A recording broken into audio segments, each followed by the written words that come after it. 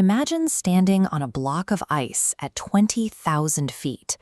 This is the Siachen Glacier, the highest battlefield on Earth.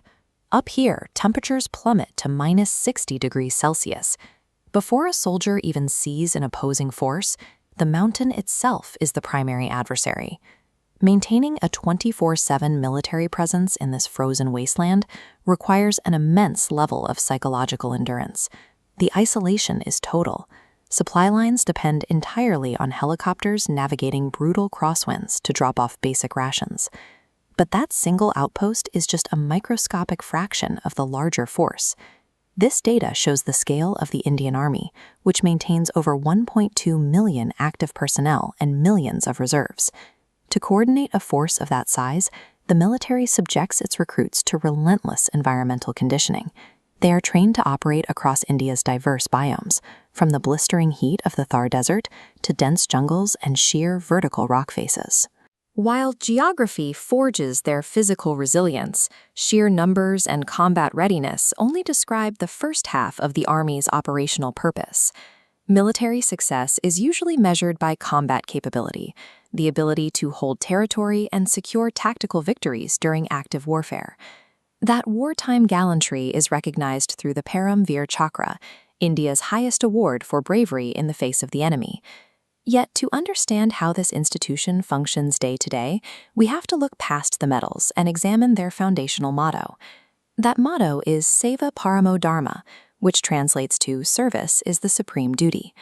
To see the impact of that philosophy, we have to look at the Army's role when it isn't fighting a war. Along the northern borders, particularly in Ladakh, the terrain is virtually unnavigable. Moving supplies and civilian goods across these jagged valleys remains a monumental engineering challenge. To overcome these barriers, the engineering wing carves infrastructure directly out of the rock. They have built some of the highest altitude roads and bridges on the planet, providing the first reliable links between isolated border villages and the rest of the country. Managing these complex technical operations requires drawing from a wider pool of specialized talent. That need for expertise has expanded the roles of women within the ranks. Today, female officers are taking on critical leadership roles across engineering, medicine, communications, and air defense. These engineering projects and internal shifts show how the Army functions within civil society. By building the physical lifelines that connect the periphery to the center, they provide a foundation for regional stability. That same logistical network becomes a lifeline when natural disasters strike. During earthquakes or mass flooding, the Army is often the only organization capable of reaching the impact zone. The high-altitude training used for border defense is directly repurposed for rescue missions, with personnel pulling civilians from floodwaters and delivering aid to regions cut off from the world. This mandate to protect life extends beyond domestic borders, playing a central role in India's international relations.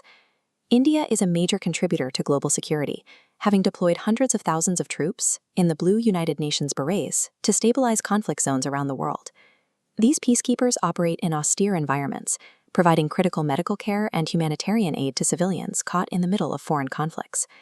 Whether they are securing a domestic disaster site or a foreign border, their doctrine treats the preservation of human life with the same urgency as tactical combat. The modern Indian soldier exists in a state of constant versatility. The same personnel trained for the lethal isolation of Siachen are the ones deployed for global relief efforts. This dual mandate allows the force to operate as both a defensive deterrent and a tool for international diplomacy. This entire apparatus is guided by a nation-first spirit that governs individual conduct across every mission, from high-stakes combat to routine construction. It is an institution of 1.2 million people bound by a definition of duty that includes both the strength to fight and the capacity to build.